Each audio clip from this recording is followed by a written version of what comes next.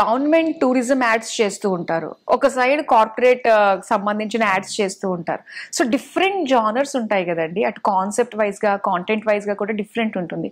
So రెండిటికి కూడా switching ఎలా ఉంటుంది అంటారు మీది? స్విచ్చింగ్ అంటే మాకు రోజు స్వింగ్ అండి. మేము ప్రతిరోజు కూడా ఏ రోజు ఏ జానర్ లో మేము పనిచేయాలో మాకే ఉండదు, తెలియదు. ఎందుకంటే ఈ రోజు శాటిలైట్ కమ్యూనికేషన్ కంపెనీస్ చేస్తాం, హుండాయ్ ఉందనుకోండి, హుండాయ్ మోటార్స్. అలానే ఇంకా డెల్ కావచ్చు, డెలాయిట్ కావచ్చు, లైక్ నాగార్జున సిమెంట్ కావచ్చు. అంటే అన్ని different type of products, different type of services.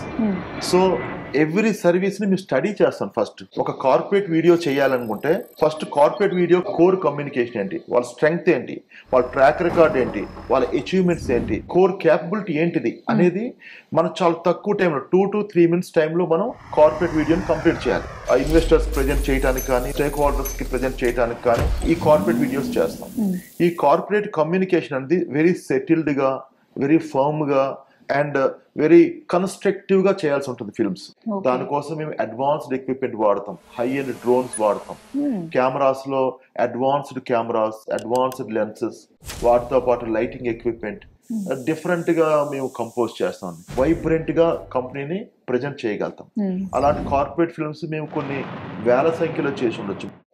ఈ ఫిల్మ్స్ చేసేటప్పుడు ఎవ్రీ ఫిల్మ్ డిఫరెంట్ గా ఉండేటట్టు, ఎవ్రీ ఫిల్మ్ కి డిఫరెంట్ నరేషన్ ఉండేటట్టుగా మేము ప్లాన్ చేస్తాం.